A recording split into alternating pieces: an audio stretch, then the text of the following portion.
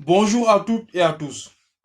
Le CIMEN met à disposition des enseignants ainsi que des élèves des outils numériques adaptés aux apprentissages afin d'optimiser les usages pédagogiques en favorisant l'engagement actif des élèves et donc la réussite.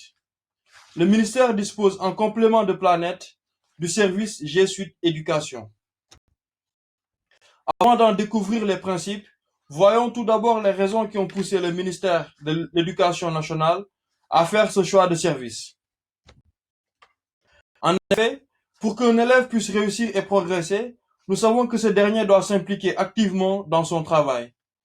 Il doit donc être conscient que son engagement est déterminant pour mieux assimiler les connaissances et développer des compétences. Le professeur est là pour accompagner l'élève dans ses apprentissages et le guider en fonction de ses besoins propres avec des rétroactions rapides et fréquentes pour valoriser son travail. C'est le dialogue pédagogique qui permet donc à l'enseignant d'utiliser son expertise afin de guider l'élève vers sa réussite et le développement des compétences dont il aura besoin dans sa vie future. Mais dans quels outils faut-il pour un apprentissage actif? Il faut donc des outils qui favorisent l'interactivité entre le professeur et l'élève, la collaboration et la co-construction des savoirs.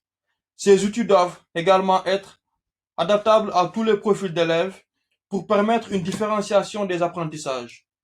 Enfin, il faut qu'il soit simple d'emploi et qu'il puisse fonctionner sur tout type de matériel, comme les ordinateurs, les tablettes, les smartphones, et qu'il puisse être disponible à tout moment et en tout lieu. Le ministère a donc choisi de vous proposer G Suite Éducation, en plus d'Office 365 déjà disponible. C'est un ensemble gratuit d'applications qui couvre tous les besoins pour l'apprentissage. Concernant la gestion de classe, le CIMEN a choisi de vous présenter l'application Google Classroom. Google Classroom est une application qui permet aux professeurs de gérer les travaux à rendre ainsi que de donner des devoirs.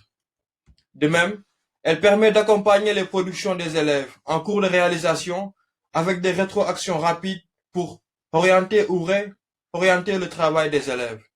De même, elle permet de noter ainsi que de rendre ses devoirs. Nous allons maintenant vous parler de l'application Google Forms. C'est une application qui permet de construire des évaluations formatives autocorrigées où la note ne compte pas dans la moyenne chiffrée. Cependant, ces évaluations permettent à l'enseignant comme à l'élève de connaître les réussites ainsi que les points qu'il faut revoir ou approfondir. Maintenant, concernant les outils collaboratifs mis à disposition pour réaliser les travaux, on trouve un outil de traitement de texte avec Google Docs, un tableur avec Google Sheets, un outil de présentation avec Google Slides, une application de dessin avec Google Drawings, un espace de stockage avec Google Drive, ainsi qu'un espace de discussion. Maintenant, à propos de la communication, on dispose d'une messagerie comme Gmail, un annuaire des utilisateurs avec Contacts, un outil de visioconférence Hangouts, ainsi qu'un outil de création de sites Google Sites.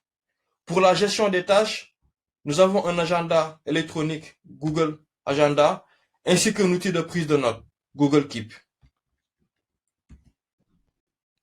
Nous allons maintenant vous parler des différences qui existent avec les comptes Google grand public.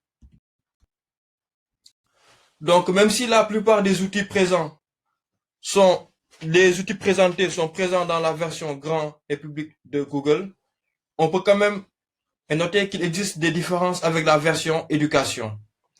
En premier, l'espace de stockage est illimité, alors que pour la version grand public, elle est limitée à 15 Go.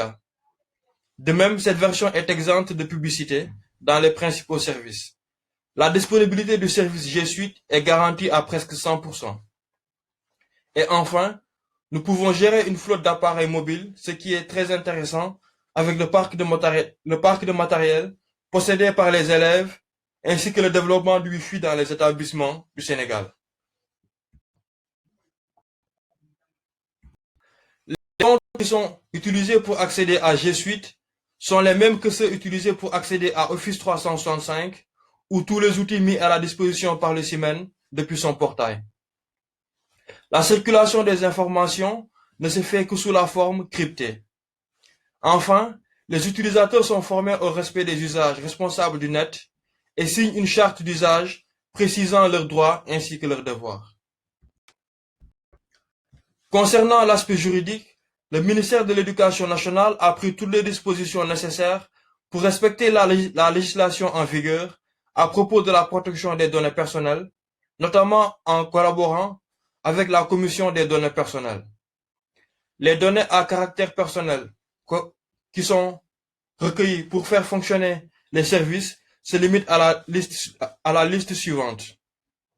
Nom et prénom, adresse mail au format prénom suivi d'un point, suivi de nom de famille, suivi de @education.sn, la classe ainsi que les données de connexion, qui sont le prénom, l'adresse IP, la date et l'heure. En conclusion, ces outils collaboratifs viennent en complément de Planet et ont pour vocation de faciliter le développement des usages pédagogiques au bénéfice des apprentissages avec des outils qui correspondent parfaitement aux besoins de la communauté éducative du ministère de l'Éducation nationale. Pour toute question, n'hésitez pas à contacter le CIMEN. Je vous remercie de votre attention. Merci et à bientôt.